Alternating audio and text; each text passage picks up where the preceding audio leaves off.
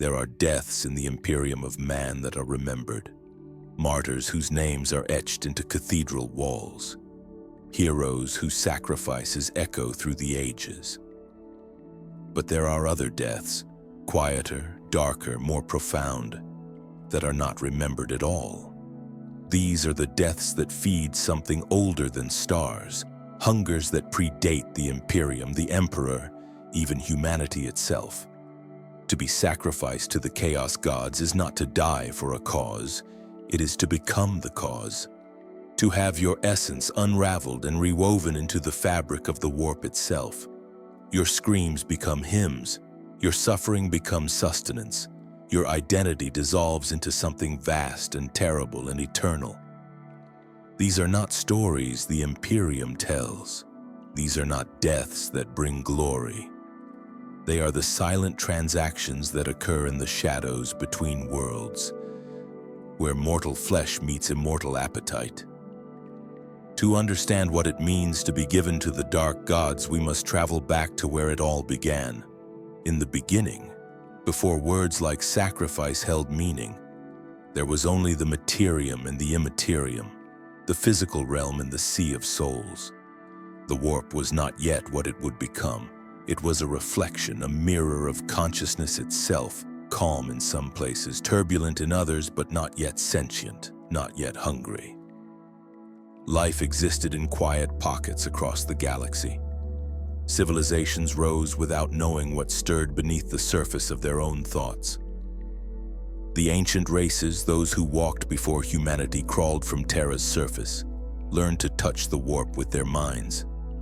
They shaped it, bent it, used it to craft wonders that would endure millions of years. But with every thought, every emotion, every dream and nightmare, they fed something growing in the deep. The warp began to change, slowly at first, imperceptibly, like water heating degree by degree until suddenly it boils. The emotions of sentient life, fear, rage, desire, despair, began to pool together in the immaterium. They formed currents, then eddies, then great churning maelstroms of psychic energy. These were not conscious things, not yet. They were accumulations, patterns, echoes of emotion so profound and so repeated that they began to develop something resembling awareness. The ancient Eldar, in their golden age, danced along the edge of this precipice without knowing how close they stood to the abyss. Their civilization reached heights of sophistication and decadence that remain unmatched. They shaped worlds with thought. They conquered death itself, trapping their souls in stones to preserve them for eternity. But in their pleasure-seeking, in their endless pursuit of sensation and experience, they fed something dark growing in the warp. The first true awareness in the immaterium belonged to what would later be called the Chaos Gods, though they were not gods then, merely concentrations of emotion vast and terrible and newborn. Khorne crystallized from eons of warfare and bloodshed, every drop of blood spilled in anger, feeding him across countless worlds. Nurgle emerged from disease and despair, from the quiet acceptance of decay and the strange comfort found in inevitable death. Tzeentch formed from ambition and hope, twisted into scheming and manipulation, every plot and counterplot weaving him tighter into being. And Slaanesh, youngest and perhaps most terrible, would be born from the Eldar themselves, from centuries of hedonism concentrated into a single catastrophic moment of awakening. But before the fall, before Slaanesh tore reality apart and created the Eye of Terror, there was a time when sacrifice to these powers was not yet understood, when the first mortals gave themselves unknowingly to forces they could not comprehend. On forgotten worlds whose names have been scoured from all records, ancient priests performed rituals that seemed to channel divine power but actually fed the growing entities in the warp. They would take prisoners of war, criminals, volunteers who believed they were ascending to a higher plane, and they would offer them up in ceremonies that lasted days. Blood would be spilled in specific patterns. Flesh would be burned or consumed. Words in languages now lost would be chanted until reality itself seemed to thin, and something would answer. Not with voice or form, but with presence, a feeling of vast attention turning toward the ritual site. The sacrifices would scream, but their screams would change in pitch and tone, becoming something other than human sound. Sometimes they would speak in tongues, prophesying futures that were both true and false simultaneously. Sometimes their bodies would transform, flesh rippling and changing as the warp reached through them, using them as anchors to manifest in real space. These early sacrifices were crude, experimental, the universe learning the mechanics of damnation. The priests who performed these rituals rarely understood what they were doing. They believed they were appeasing gods of their own creation, local deities tied to mountains or seas or the harvest. They did not realize they were feeding entities that existed across all space and time, that every similar ritual performed on 10,000 worlds simultaneously strengthened the same dark powers. The Chaos Gods were not yet unified in purpose. They were still coalescing, still learning what they were and what they wanted. But they learned quickly. They learned that mortal suffering and devotion were the sweetest nourishment. They learned that fear and hope in combination created the richest psychic resonance. They learned that the moment before death, when a soul realizes its fate and surrenders or rebels against it with ultimate intensity, produced energy that could reshape reality itself. As the Chaos Gods grew in strength and awareness, they began to develop what might be called personality, though the word is inadequate for entities composed of trillions of emotional fragments. Khorne developed a philosophy of martial honor twisted through endless rage. He valued skill in combat but cared nothing for the cause behind the violence. Blood spilled for justice fed him as readily as blood spilled in murder. Nurgle became a paradoxical figure, the grandfather of plagues, who offered acceptance and even twisted love to those who embraced decay. His gifts were diseases, but he saw them as blessings, ways of unifying all life in the great cycle of entropy. Tzeentch became the architect of fate, a being of infinite scheming whose plots contradicted each other by design, who valued change itself over any particular outcome. And when Slaanesh finally burst into existence during the fall of the Eldar, the youngest god embodied excess in all its forms. Pleasure and pain indistinguishable, perfection pursued to the point of absolute corruption. These entities needed sustenance to exist, and they found it in the souls and emotions of mortals. But not all offerings were equal. A death in battle fed Khorne, but a sacrifice performed in his name, with full understanding of what was being given, fed him far more powerfully. The intentionality mattered, the awareness. A mortal who chose to give themselves to chaos, who understood at least partially what they were doing, provided exponentially more psychic energy than one who died unknowing. And so the Chaos Gods began to cultivate worshippers. Not through direct revelation, they were too vast and alien for that, but through dreams, through whispers in the warp, through the subtle manipulation of events that would lead mortals toward the moment of sacrifice. The first true chaos cults emerged during the Age of Strife, that terrible period when humanity's first stellar empire collapsed into darkness and madness. Warp storms cut off world from world. Civilizations descended into barbarism or worse.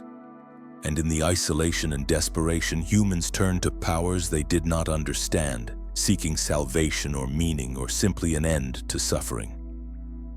The Chaos Gods reached out to them through the roiling tempests of the warp, offering power, offering purpose, offering anything if only the mortals would worship, would sacrifice, would give themselves over. The cults that formed in this era developed the basic templates that would persist for millennia. They learned the rituals that pleased each god. They discovered that certain acts, performed with certain intentions at certain times, could tear open the veil between realities and allow demonic entities, fragments of the chaos gods themselves, to manifest in real space. Sacrifice became the central sacrament of chaos worship. But it was not sacrifice as the ancient faiths understood it. This was not about appeasing a god to ensure good harvest or victory in war. This was about transformation, about the dissolution of self into something larger and more terrible. To be sacrificed to Khorne meant having your rage and violence extracted and purified, concentrated into a single moment of perfect aggression before your skull joined the mountain of skulls at the base of his throne. To be given to Nurgle meant having your body become a garden for disease, a living ecosystem of decay that would continue past death. Your consciousness trapped in rotting flesh that could not die. Tzeentch's sacrifices underwent stranger fates, their bodies and souls transformed according to some incomprehensible plan, becoming components in schemes that spanned galaxies and eons. And Slaanesh, those given to the Prince of Pleasure, experienced every sensation possible and impossible. Their nervous systems pushed past all limits until pleasure and agony merged into a single transcendent horror that lasted subjectively forever, though it might be only moments in real space. The sacrifices were not always unwilling. This was perhaps the most disturbing aspect. Many who were offered to the Chaos Gods went to their fate eagerly. Believers who had been shown visions of the power they would join, promises of eternal existence as part of something greater than their mortal shells could contain. They were told they would become one with their God, and in a terrible sense, this was true. Their essence would be absorbed, their experiences and emotions added to the vast psychic mass of the deity they served. They would not maintain individual consciousness. That was a lie the cults told to make recruitment easier. But they would persist in some form, a note in an endless symphony of darkness. The willing sacrifices often sang as they died, hymns of devotion that echoed in both real space and the warp, creating resonances that could be felt by chaos worshippers across entire sectors. But most sacrifices were not willing. Most were prisoners, captives taken in raids specifically to fuel rituals. The Chaos Space Marines, traitor Astartes, who had turned from the Emperor's light during the heresy or in the long millennia since, became expert at this harvest. They would descend upon imperial worlds not to conquer them but to reap them, taking millions into the holds of their ships to be transported to demon worlds where great rituals were conducted. These mass sacrifices created psychic shockwaves that could birth new daemons, tear open warp rifts, or empower champion warriors of chaos with gifts from their patron gods. The screaming of 10,000 voices silenced simultaneously created a moment of perfect silence in the warp, before the tsunami of released psychic energy crashed outward. In those moments, reality itself became malleable. Demons could pour through into the materium. The laws of physics could be temporarily rewritten. Time could flow backward or sideways or not at all. The Great Crusade brought humanity back to the stars, united under the Emperor's vision of a secular, rational Imperium. For 2 centuries, the legions pushed outward, reclaiming lost colonies, crushing Xeno's threats, and bringing the light of civilization to the darkness.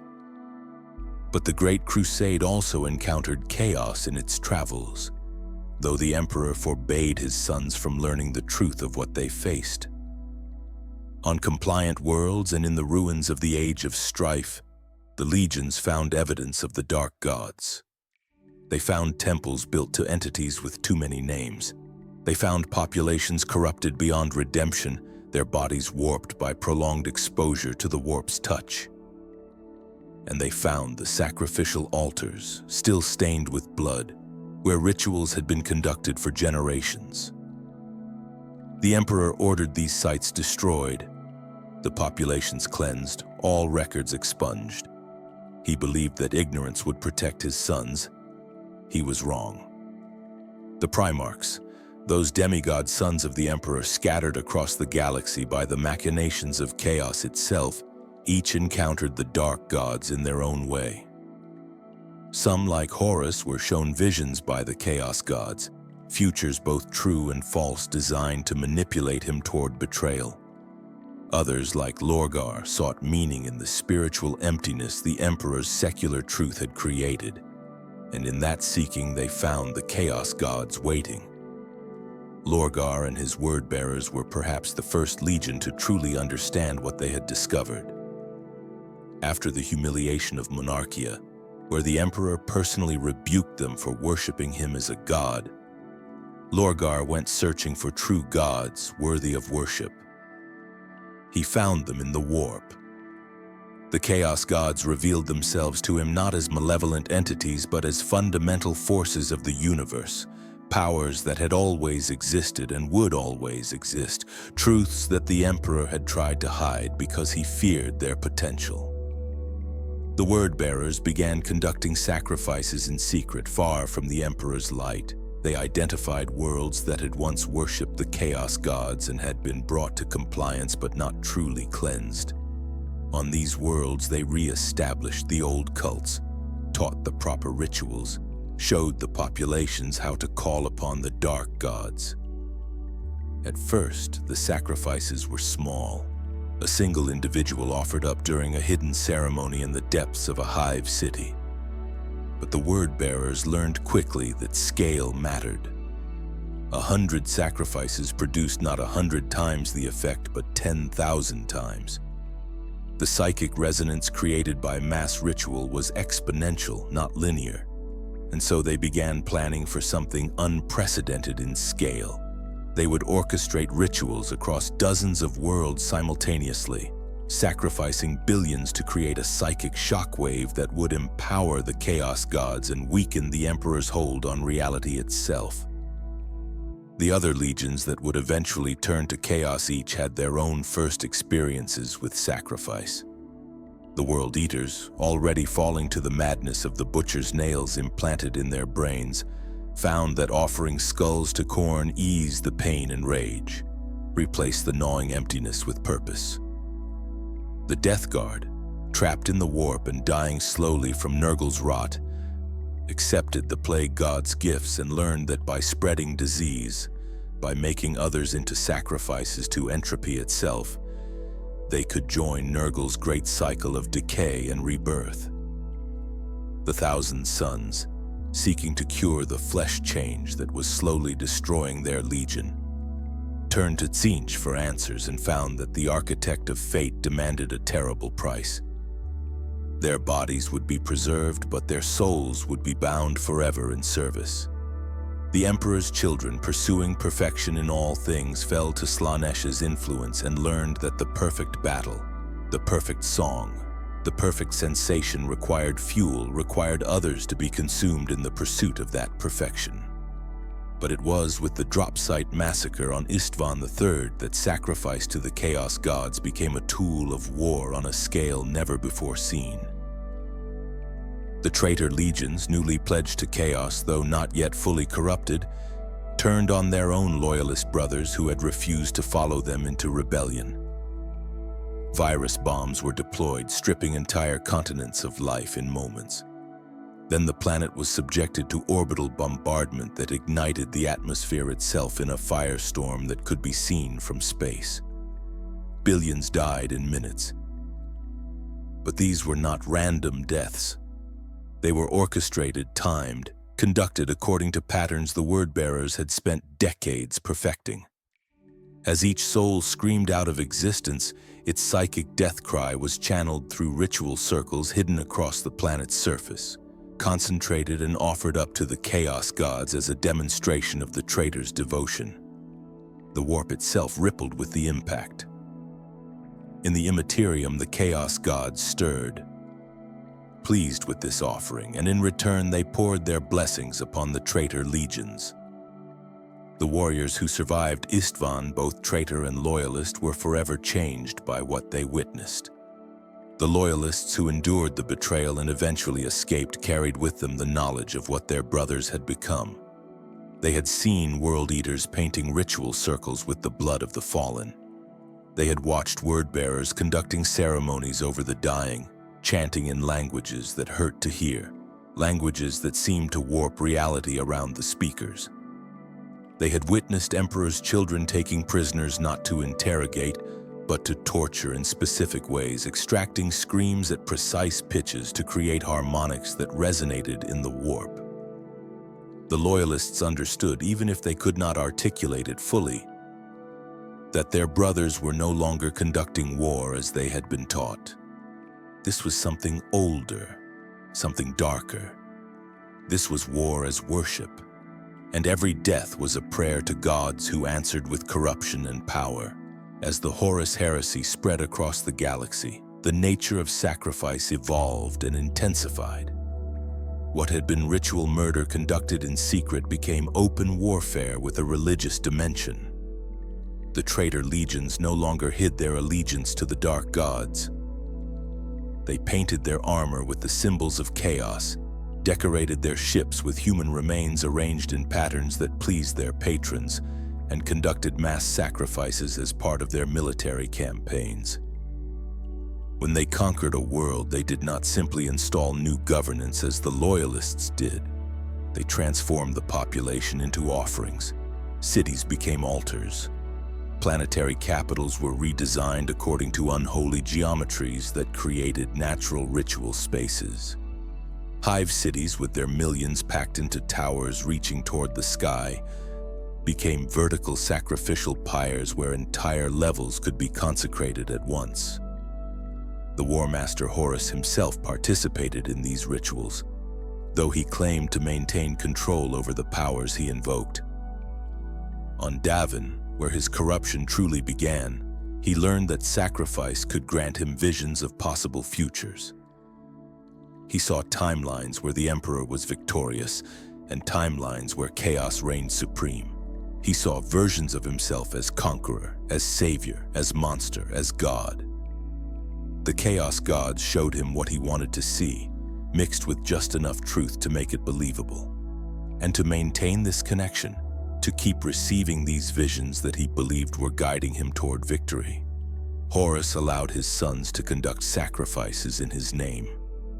At first, he told himself these were enemy combatants, that they would die in war regardless, that channeling their deaths to serve a purpose was simply efficient.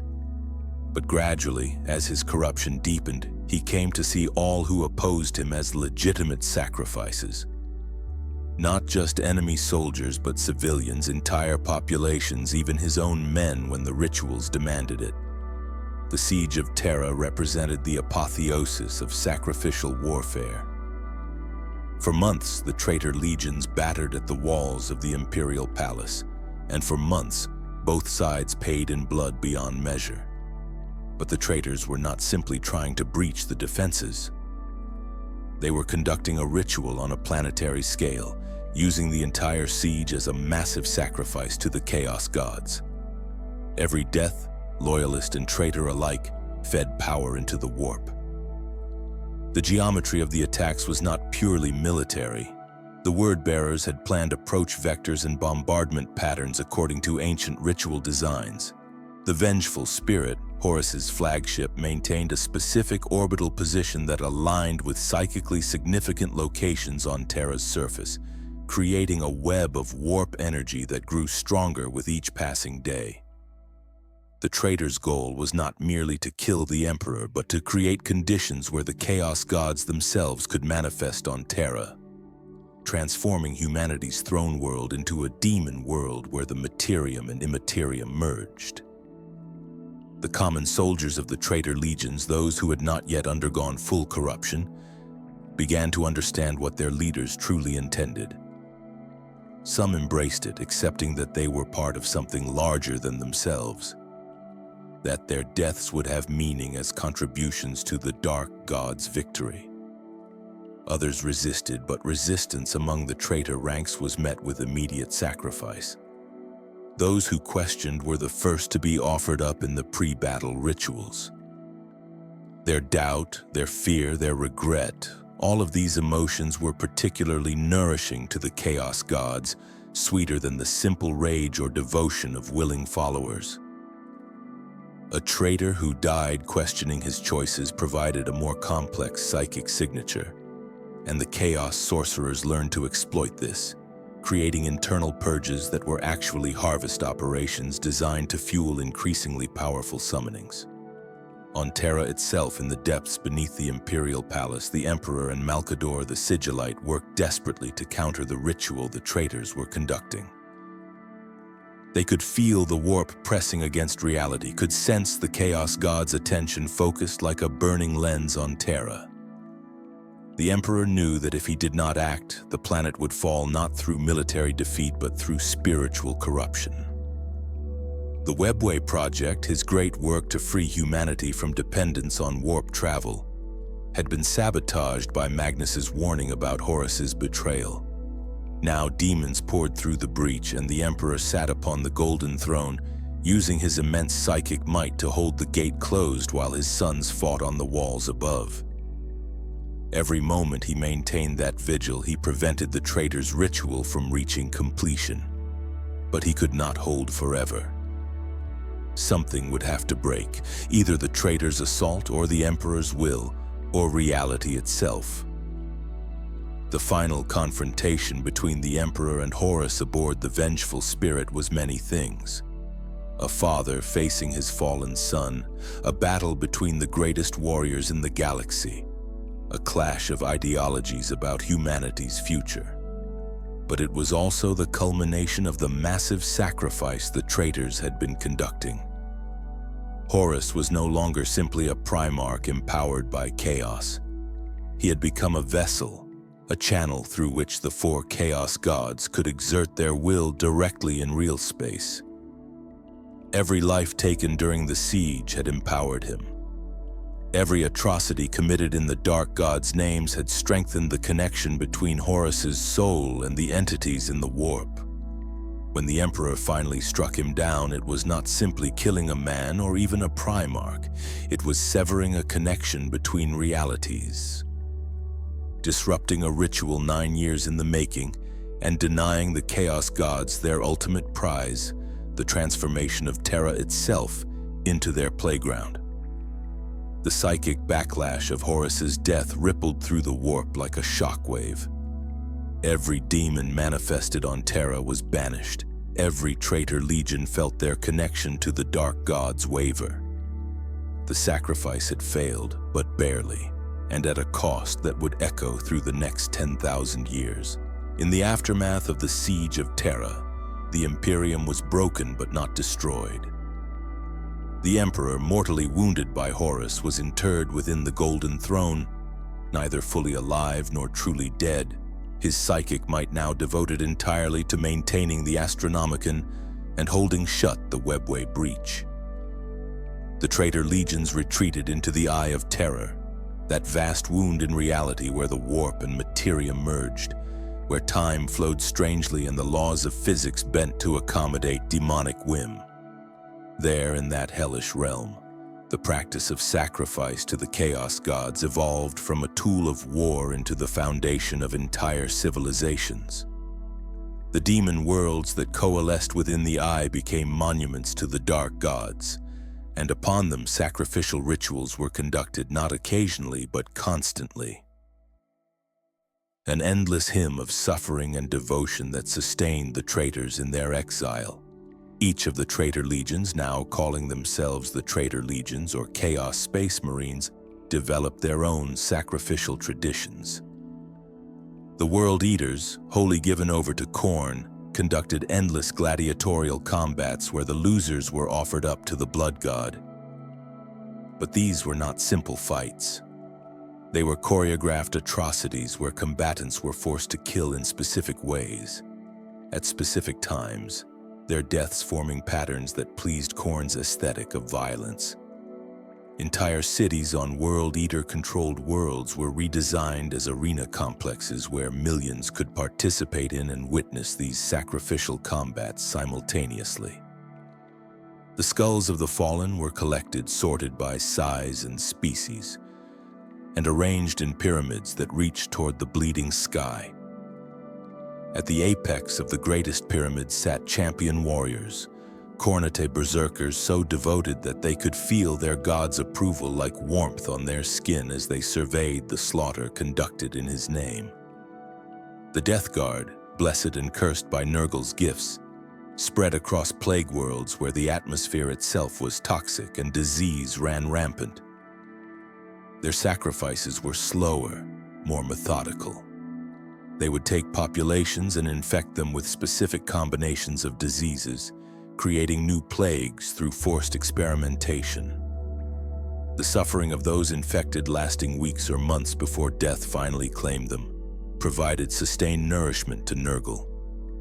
But the plague god appreciated certain aesthetics in suffering. A population that despaired completely fed him, but a population that accepted their fate, that embraced the diseases as gifts and welcomed the rot, provided an even richer offering. The Death Guard learned to cultivate this acceptance, to preach Nurgle's philosophy of embracing decay until their sacrifices died, singing hymns of gratitude to Grandfather Nurgle for including them in his great cycle. The 1,000 Sons, though few in number after the rubric had transformed most of the Legion into mindless automatons, conducted sacrifices that were more elaborate and esoteric than any others. Tzeentch valued knowledge and scheming above all, and so the sacrifices to the Changer of Ways often involved complex rituals, where the victim's fate was woven into some larger plan.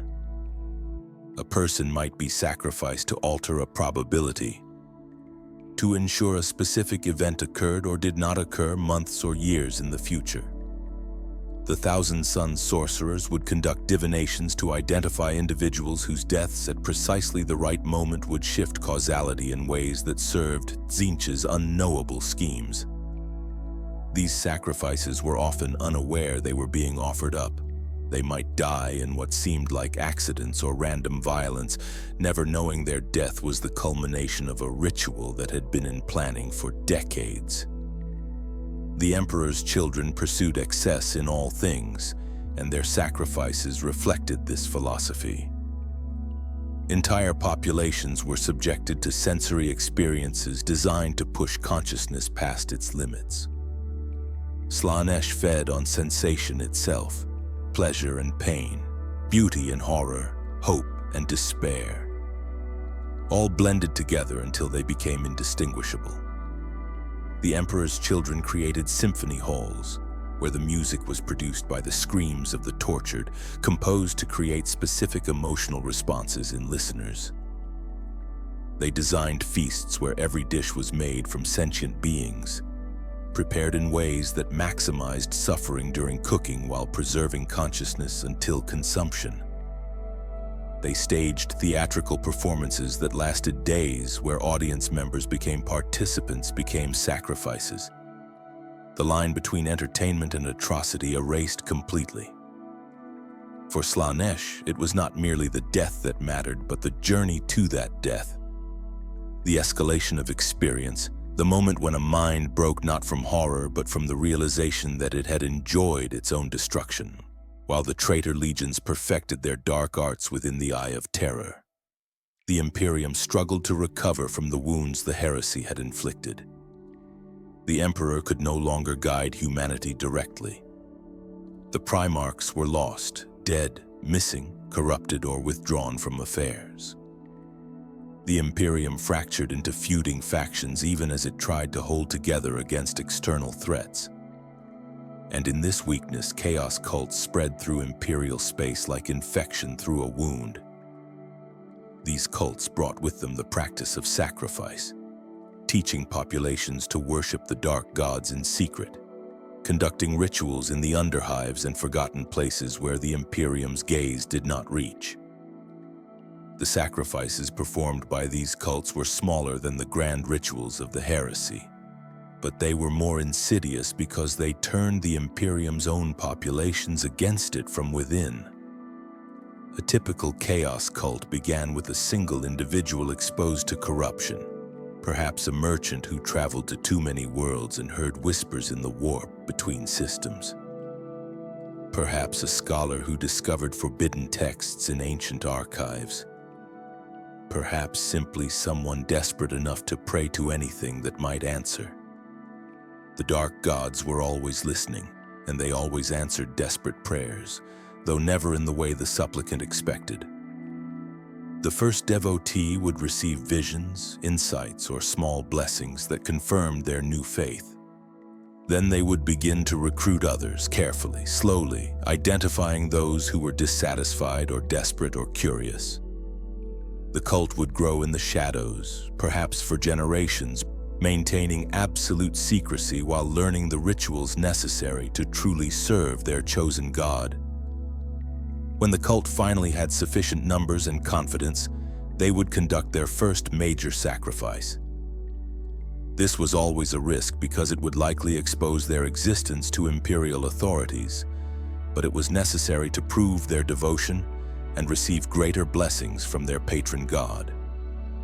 The target of the sacrifice varied by cult and deity. Khornate cults might attack a local Arbite station, killing the judges and enforcers in a coordinated assault and offering their skulls to the blood god. Nurglite cults might poison a hive city's water supply, spreading plague to millions and dedicating the suffering to Grandfather Nurgle. Tzeentchian cults might manipulate events to cause a catastrophic industrial accident or political assassination, the chaos and uncertainty feeding the architect of fate. Slaaneshi cults might orchestrate mass celebrations or riots that descended into orgies of violence and sensation, offering the participants corruption to the Prince of Pleasure. The Inquisition, that secretive organization tasked with rooting out heresy in all its forms, devoted enormous resources to detecting and purging chaos cults before they could conduct these sacrifices. Inquisitors learned to recognize the signs, patterns of disappearances that matched ritual requirements, unusual symbols appearing in gang graffiti or merchant guild markings, statistical anomalies in crime data that suggested coordinated activity. When a cult was discovered, the response was overwhelming and brutal. Not just the cultists, but anyone they had contact with would be investigated, interrogated, and often executed just to be certain the corruption had not spread. Entire city blocks might be razed. Planetary populations could be declared excommunicate traitorous and subjected to exterminatus if the corruption was deep enough. The Imperium had learned during the heresy that mercy toward chaos was the greatest cruelty, that allowing even a single cultist to escape meant the infection could return. But despite the Inquisition's best efforts, the cults continued to spread and the sacrifices continued. The Chaos Gods were patient. They had eternity. A cult discovered and purged was a minor setback when 10 others remained undetected. And each successful sacrifice, no matter how small, fed power into the warp, strengthened the dark gods, and made the next cult's work slightly easier. Over millennia, this created a gradual erosion of the Imperium's spiritual integrity. The Emperor, locked in his eternal vigil on the Golden Throne, could feel this erosion but could do nothing to stop it. He was fighting a defensive battle on every front, holding shut the webway breach, maintaining the Astronomicon, shielding humanity from the dark god's direct attention. And that left nothing to spare for the slow corruption occurring across his Imperium. The Chaos Gods were winning not through spectacular victories, but through 10,000 small ones, through the accumulated weight of sacrifices offered up across 1,000,000 worlds over 10,000 years. The most disturbing aspect of this corruption was how often the sacrifices were willing. The Imperium's propaganda depicted chaos worship as something forced upon unwilling populations by tyrannical traitors. But the reality was more complex and more damning. Many who turned to chaos did so because the Imperium had failed them. They lived in hive cities where billions toiled in darkness, never seeing sunlight, working themselves to death for rations that barely sustained life. They were psychers hunted and persecuted for abilities they did not ask for. They were soldiers thrown into meat grinder wars where their lives mattered less than the laser guns they carried. When the dark gods offered these people power, purpose, or simply acknowledgement of their suffering, many accepted. And when the time came for sacrifice, they went willingly, believing that even death in service to chaos was better than the slow, grinding death the Imperium offered. This was the Imperium's greatest secret and its deepest shame. That chaos spread not only through corruption, but through offering what the Emperor could not. To understand what it means to be sacrificed to the Chaos Gods, one must understand the experience from within, must follow the journey from mortal flesh to offered soul. The experience differs depending on which god receives the sacrifice and under what circumstances it occurs. But there are commonalities, moments that every sacrifice shares regardless of their patron deity. The first is the moment of realization, when the sacrifice understands fully what is about to happen to them. For the unwilling, this moment is pure terror, a primal recognition that something worse than death awaits. For the willing, it is anticipation mixed with fear, the knowledge that they have been promised glory but cannot truly know what awaits them beyond the veil. Consider a single sacrifice among millions, one person chosen to fuel a Khorne ritual conducted by the World Eaters in the depths of the Eye of Terror. She is a warrior taken from an imperial world during a raid, a sergeant of the Astra Militarum who fought well but not well enough. She has been held in the World Eater's ship for weeks, watching others around her disappear into the depths of the vessel, hearing screams that echo through the corridors but seem to come from inside her own head. She knows she is going to die. What she does not know is how completely death will change her. On the day of the ritual, she is brought to an arena carved from the bones of a titan, its skull forming the roof under which thousands of cultists and traitor Astartes gather to witness. She stands alone in the center, and around her, the ground has been inscribed with patterns in blood, circles within circles, angular script in a language she has never seen but somehow understands means violence, means ending, means offering. The ritual begins with chanting in voices too deep to be human. The cultists surrounding the arena speak words that hurt to hear, syllables that should not fit in mortal throats. She feels heat rising from the ground, though nothing burns. The air thickens, becomes heavy, pressing down on her until breathing requires effort. Then she feels it. A tension. Something vast and terrible and impossibly distant yet immediately present turns its gaze upon her. This is Khorne, not the god entire but a fragment of his consciousness drawn by the ritual to witness this offering. She is pinned by that gaze like a moth to board. Her body will not respond to her commands. Her thoughts race but arrive nowhere. The World Eaters begin their work. They do not kill her quickly, that would be wasteful. They open her flesh in patterns that match the inscriptions on the ground. Each cut releases not just blood but something else, psychic energy that her suffering generates, raw emotional force that the ritual captures and channels. She screams, and her screams are louder than they should be, echoing in dimensions she cannot see. Time becomes unreliable. Seconds stretch into hours, or perhaps hours compress into seconds.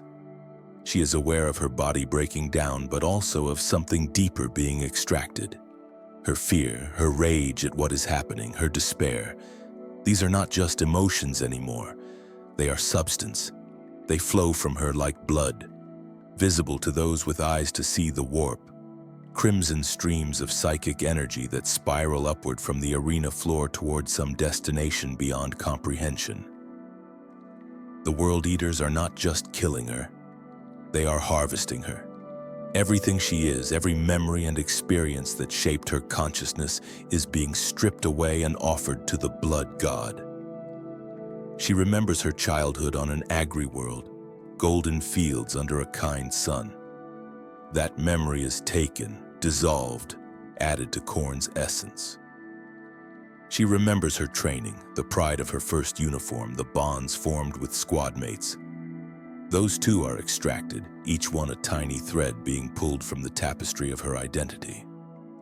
The most terrible part is not the pain, though that is beyond anything she imagined possible. The most terrible part is feeling herself disappear. Not dying, death would be mercy, but unraveling. She can feel her sense of self fragmenting, pieces of her consciousness being separated and sorted. Her capacity for love is torn away and discarded. Khorne has no use for it. Her fear is preserved, concentrated, added to an ocean of terror that fuels demonic existence. Her rage, her capacity for violence, even in defense of others, is extracted with surgical precision and woven into the god himself. She tries to hold on to something, any core of identity that might persist beyond this moment, but there is nothing to hold. She is not a person being destroyed. She is a pattern being deconstructed, and each element of that pattern is being repurposed for something she cannot comprehend. In her final moment of coherent thought, she understands that she will not truly die. Parts of her will continue to exist embedded in the vast psychic entity that is Khorne. When a World Eater charges into battle 10,000 years from now, a fragment of her rage will fuel his assault. When a demon materializes on some distant world, a particle of her fear will comprise one atom of its essence. She will be everywhere and nowhere, dispersed across eternity, conscious of nothing but having once been conscious of everything. Then even that understanding is taken from her, and there is nothing left that could be called her. What remains is raw energy, psychic force without personality or memory. And this is what the Chaos God truly consumes. The ritual ends, the cultists cheer. The World Eaters raise their weapons in salute to Khorne, who has been fed by this offering. Her body collapses empty, a shell from which everything of value has been extracted. They will add her skull to the pyramids, one among billions, indistinguishable from all the others. But in the warp, in that realm where thought and reality are one, her essence, scattered and transformed beyond recognition, persists.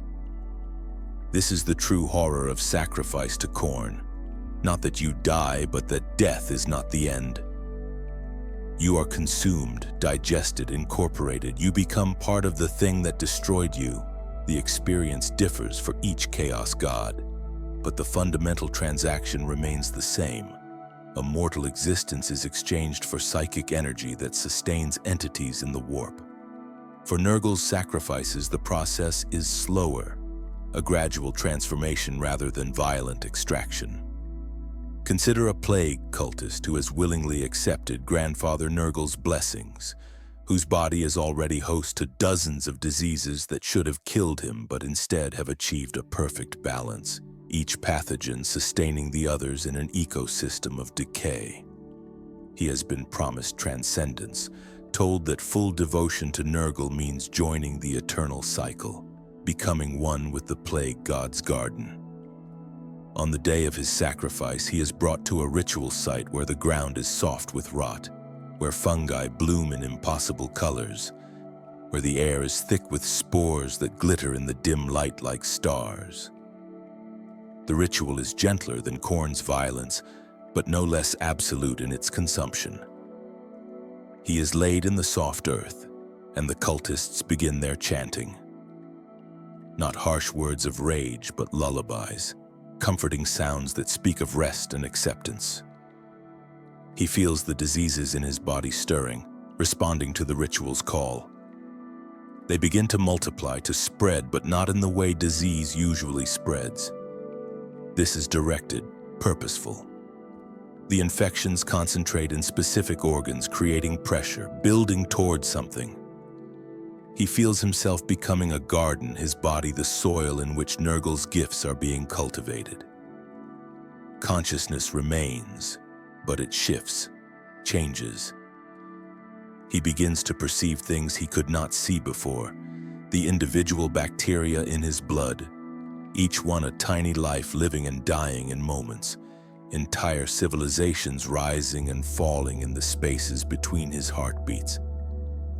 He feels connected to them, to the plague, to the rot. This is what Nurgle promised, this feeling of being part of something vast and eternal. But then the connection deepens beyond comfort. He feels his boundaries dissolving, his sense of where he ends, and the disease begins blurring until there is no distinction. He is the plague now, and the plague is him, and both are Nurgle. The god's presence is not distant attention like Khorne's wrathful gaze. It is intimate, surrounding, suffocating. Grandfather Nurgle is here not as a distinct entity, but as the totality of decay, and the cultist is being absorbed into that totality. He tries to maintain his identity, to remember his name, his purpose, the reasons he accepted these gifts. But those memories are rotting too, breaking down like organic matter, being composted into something new. He wanted to join Nurgle's garden, and he is succeeding. But a plant in a garden does not retain the consciousness it had as a seed. He feels himself spreading outward, his essence being distributed across the warp wherever Nurgle's influence reaches. His consciousness fragments, but does not disappear entirely. This is Nurgle's particular gift and curse, persistence. Unlike Khorne's sacrifices, whose identities are violently scattered, Nurgle's offerings maintain a kind of half-awareness trapped in the slow degradation that never quite completes. The cultist finds himself aware of multiple locations simultaneously, rotting in the ritual site where his body still lies, but also present in the body of a plague victim on a distant world, and within a single bacterium in a hive city's water supply, and floating as spores in the atmosphere of a dozen demon worlds. He is experiencing existence from all these perspectives at once, a distributed consciousness that cannot focus on any single point. He wanted transcendence, but this is not transcendence. This is dissolution with awareness preserved, the worst of all possible fates.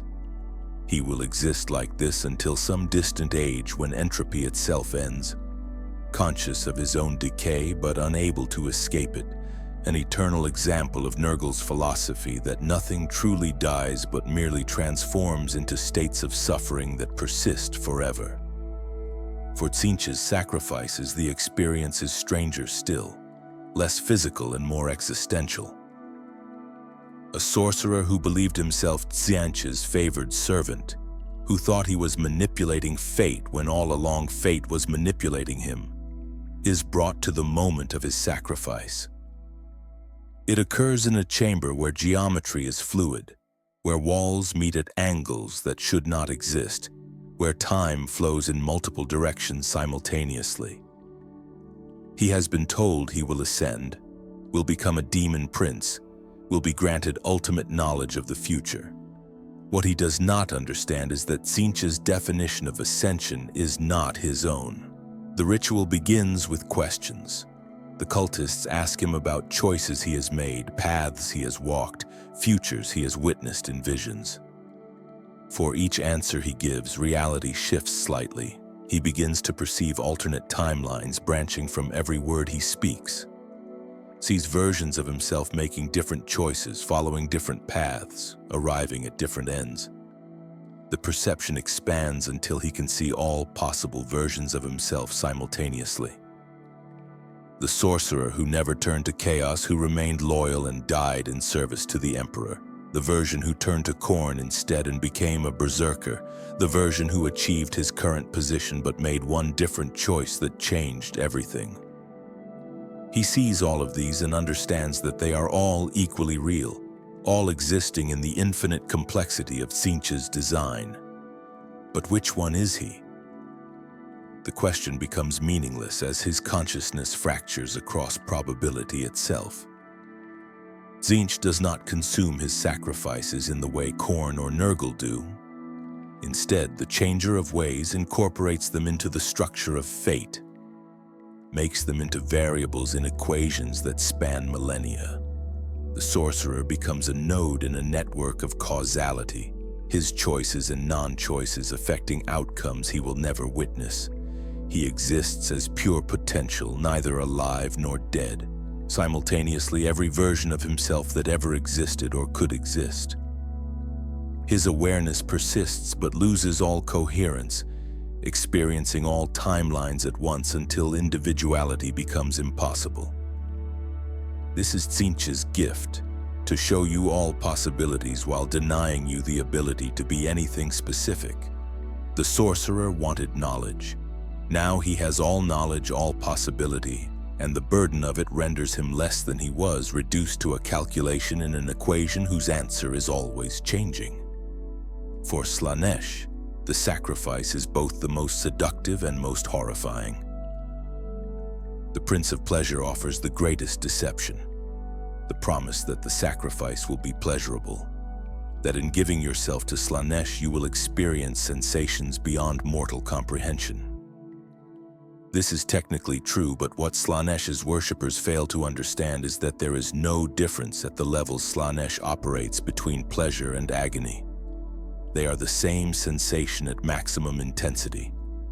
A champion of Slaanesh, one who has pursued perfection to the point of corruption, who has modified his body and mind in pursuit of sensation, finds himself at the center of a ritual designed to offer him to his god as thanks for the gifts received.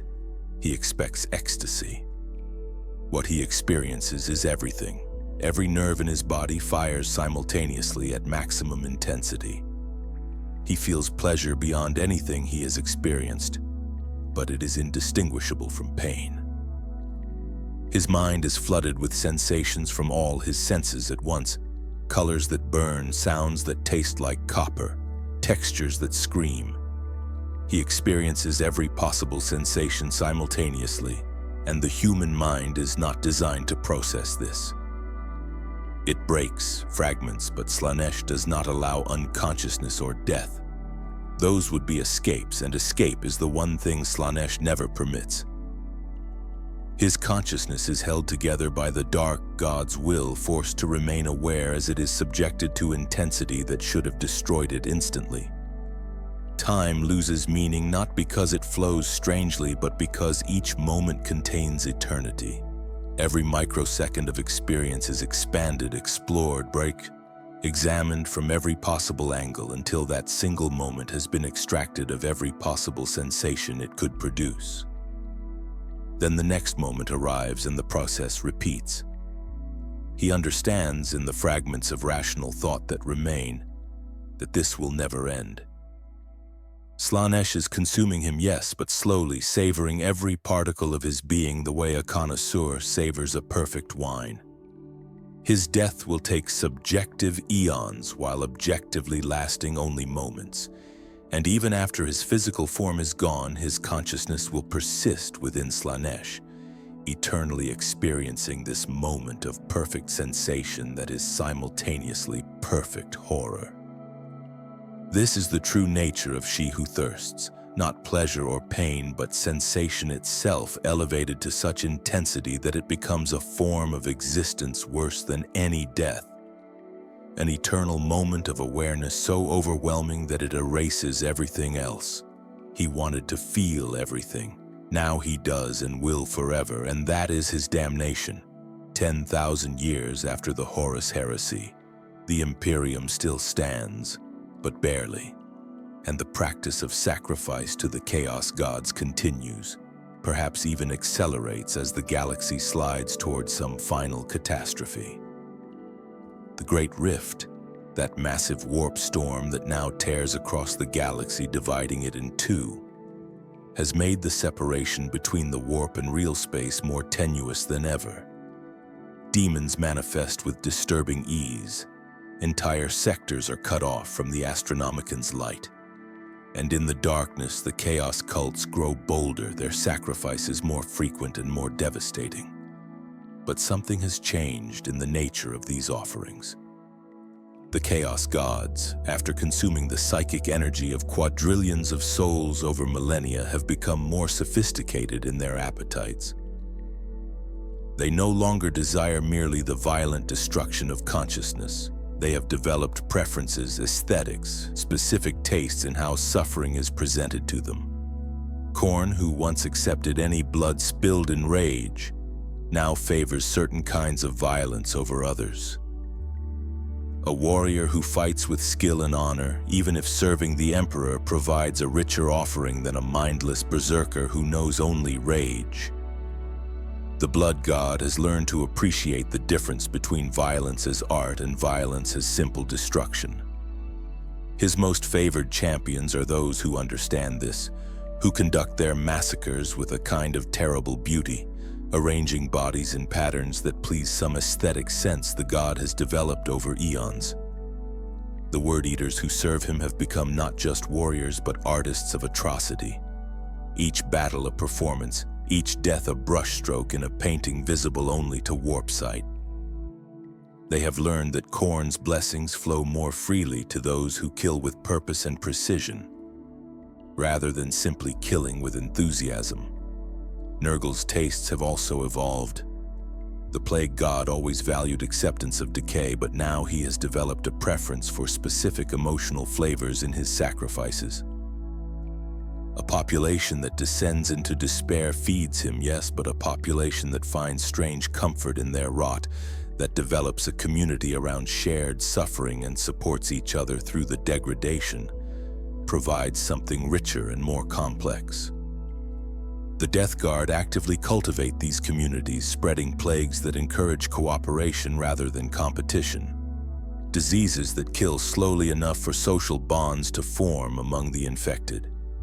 They have discovered that Nurgle gains more from 10,000 people who die helping each other than from 1 million who die alone in terror. This has led to the creation of plague colonies, entire worlds where populations live under Nurgle's blessings, slowly rotting together, developing cultures and traditions around their decay.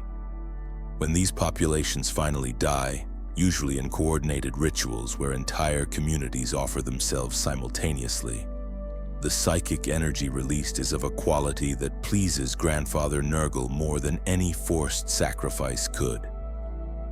Tzeentch has become fascinated with paradox and impossible choice. The rituals offered to the Changer of Ways now often involve situations where the sacrifice must choose between options that are all equally terrible or equally meaningless, where every possible action leads to change, but no change is better than any other. Tzeentchian cults engineer scenarios where heroes must make impossible decisions. Sacrifice one city to save another, betray a loved one to prevent a greater betrayal, embrace corruption to fight corruption. The moment of choice, the psychic energy released when a mind confronts true paradox and must act despite having no good options, has become Tzeentch's preferred meal. The god has learned that free will tortured by impossible circumstances generates a unique form of psychic resonance, and his cults work for years or decades to engineer single moments where such choices must be made, all to provide their god with a few seconds of exquisite indecision before the sacrifice finally chooses and damns themselves regardless. Slaanesh, youngest of the Chaos Gods, has perhaps evolved the most. The Prince of Pleasure has moved beyond simple excess and now pursues increasingly abstract forms of sensation. Physical pleasure and pain have become almost boring to the god. What Slaanesh desires now is emotional and spiritual sensation, the feeling of potential realized or forever denied, the sensation of becoming or unbecoming. The Emperor's children who serve Slaanesh have learned to provide sacrifices that embody these abstract sensations. They take artists and force them to create their masterwork while knowing it will be destroyed. They take parents and make them witnesses to their children's corruption. The emotional complexity of love and horror mixed together. They take the religious and force them to blaspheme against beliefs they still hold, creating internal contradictions so profound it generates psychic harmonics that make Slaanesh shudder with pleasure. The sacrifices to Slaanesh have become psychological masterworks, each one a unique exploration of consciousness pushed past its limits in new and innovative ways. But perhaps the most disturbing evolution is the increasing frequency of willing sacrifices. As the Imperium has grown more oppressive and dystopian, as life for the average Imperial citizen has become more grinding and hopeless, more people choose to give themselves to chaos, not because they believe in the dark gods, but simply because any change, even corruption and damnation, seems preferable to the endless suffering the Imperium offers. On hive worlds where workers toil their entire lives in darkness, where children are born, live and die without ever seeing the sun, where the only future is more of the endless present, chaos cults find eager converts. These people know they are damning themselves. They have heard the warnings. They understand intellectually that the chaos gods are evil. But evil with the possibility of change feels better than a life where nothing ever changes except to become worse. When these willing sacrifices give themselves to the dark gods, the psychic energy they produce is tinged with despair and resignation, and the chaos gods have learned to appreciate this flavor. It is the taste of victory, the knowledge that they are winning not by force but by offering what the Emperor cannot. Even if what they offer is only damnation, at least it is something different. As the galaxy spirals towards some unknowable crisis, with the cicatrix maledictum splitting reality and the Imperium besieged on all sides, the question becomes not whether sacrifice to the chaos gods will continue, but whether there is any way to stop it. The Imperium has fought chaos for 10,000 years and has not defeated it, has perhaps only slowed the inevitable. Every soul sacrifice strengthens the dark gods. Every strengthening makes the next sacrifice easier. It is a feedback loop that seems impossible to break. The Emperor, still sitting upon the golden throne, channels the psychic energy of 1,000 psykers sacrificed to him daily just to maintain the Astronomicon. In a terrible irony, the Imperium's survival depends on its own form of sacrifice, feeding human souls to the Emperor to sustain his immortal vigil. Some whisper that this makes the Imperium no different from the chaos cults it hunts, that the only difference is scale and justification. These whispers are heresy, and those who speak them are purged, but the whispers persist. The truth that no inquisitor wants to admit is that sacrifice has always been part of human civilization, long before the chaos gods existed, long before the warp became the hellscape it is now. Humans have always believed that giving something precious could bring favor from powers greater than themselves. What the chaos gods did was not invent sacrifice, but corrupt it, twist it, make it literal rather than symbolic. They took the metaphor and made it reality, then made that reality worse than any metaphor could imagine. In a universe without the chaos gods, sacrifice could be noble, a soldier dying to save comrades, a parent sacrificing comfort to provide for children. But in the galaxy as it exists, in the Warhammer 40,000 universe where gods are real and hungry and cruel, sacrifice has been transformed into the ultimate horror. Nothing given to the chaos gods is truly given. It is taken, consumed, destroyed and made into part of the very evil that demanded the sacrifice. There is no reward, no afterlife, no eternal peace. There is only dissolution and incorporation into entities whose existence is antithetical to everything that makes consciousness valuable. The psykers who are sacrificed to the Emperor face a different fate, but one that is perhaps no less terrible. They are brought to Terra in the black ships, thousands at a time, harvested from across the Imperium. Those too weak or too dangerous are culled immediately. Those who survive are stored, sustained until their time comes. Then they are brought before the Golden Throne and their souls are offered up to sustain the Emperor's fading life. What happens to them in that moment is one of the Imperium's deepest secrets. Some say the Emperor consumes their souls entirely, that they cease to exist in any form. Others claim the Psykers merge with the Emperor, become part of his vast consciousness, adding their strength to his eternal vigil. Still others suggest something darker, that the Emperor, despite his intentions, has become something not unlike the Chaos Gods, a being sustained by sacrifice who has forgotten what it means to be human. The Psykers themselves never speak of their fate because none survive to tell of it. Their deaths are necessary, the Imperium insists. Without them, the Astronomicon would fail, warp travel would become impossible, and the Imperium would fragment and fall. Necessity justifies the sacrifice, makes it heroic rather than horrific. But to the Psykers being consumed, does the justification matter? And yet there are those who resist, who fight against both chaos and the Imperium's dark necessities. The Space Marines, particularly the Loyalist chapters who still hold to the Emperor's original vision, conduct war against chaos, knowing that every battle is ultimately futile but must be fought anyway. They purge cultists, destroy demon engines, banish manifestations back to the warp. They save worlds from corruption, knowing that those worlds will eventually face some other threat, that the battle never truly ends. But they fight because the alternative, surrender, acceptance, allowing chaos to spread unopposed, is unthinkable. They understand sacrifice in a different way. Not as offering someone else to dark powers, but as offering themselves to an ideal.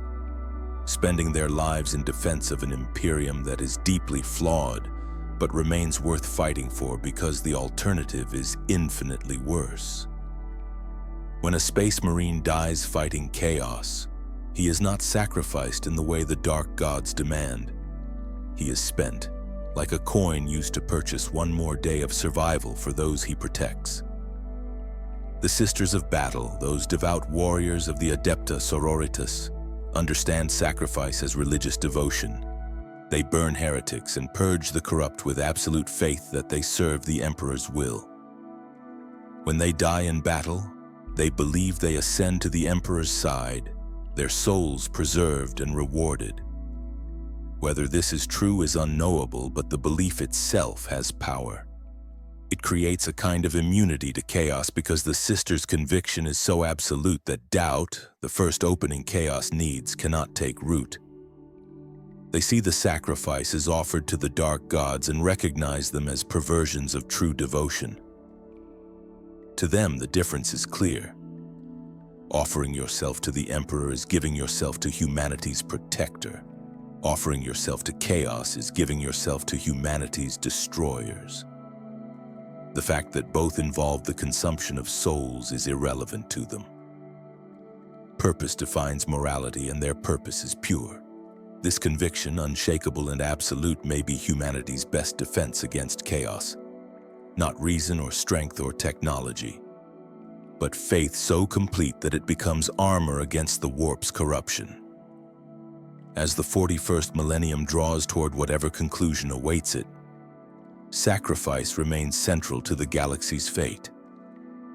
The Chaos Gods hunger and will always hunger. The Imperium requires 1,000 Psykers daily and will always require them.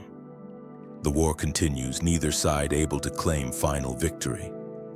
The galaxy locked in an eternal struggle where trillions of souls are caught between opposing forces that both demand sacrifice. For those who live in this nightmare, for the citizens of the Imperium, and even for the corrupted who have given themselves to chaos, there is no escape. Birth and life and death have all been transformed into fuel for powers beyond mortal comprehension. The Chaos Gods feast on souls, the Emperor sustains himself on psychic energy, and somewhere between these consuming entities, humanity struggles to survive and maintain some scrap of the dignity and purpose that makes existence meaningful. In the end, what does it mean to be sacrificed to the Chaos Gods? It means the end of everything you were and the transformation of your essence into something that serves evil. It means experiencing suffering and dissolution beyond anything evolution prepared consciousness to endure. It means persisting in some form after death, not as a reward but as a curse. Awareness without agency, existence without purpose. It means contributing your tiny fragment of life energy to entities so vast and terrible that your individual suffering is meaningless to them. A single drop in an ocean of eternal torment.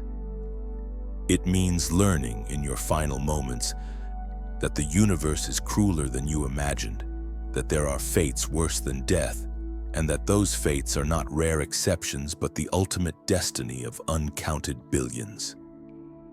It means becoming a cautionary tale that will never be told.